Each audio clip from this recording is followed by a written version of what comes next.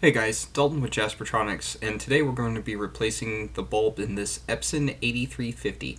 There's been some confusion on proper tools to get this bulb changed out. Some people think you need a proprietary tool, so let's dig into this and see what's going on.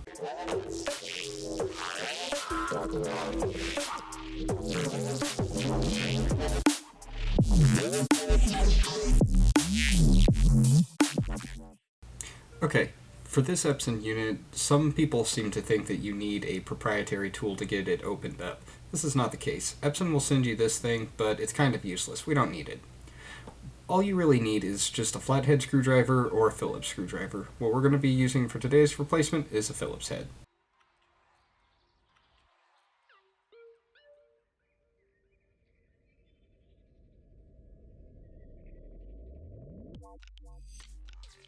To get the bulb compartment open, there's a little black button on the back that you can see here. It's right above these PC ports.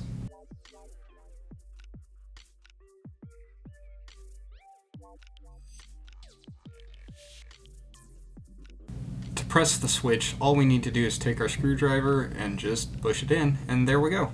The bulb compartment pops right off. And there's the bulb. All we need to do to get this out is remove the two screws on either side.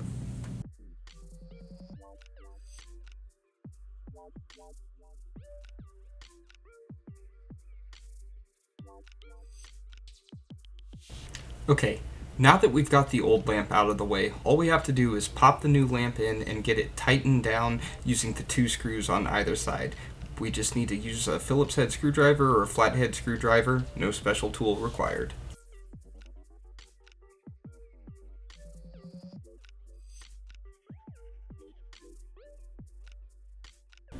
Okay, and finally all we have to do now is get this top cover popped back on and we're all set.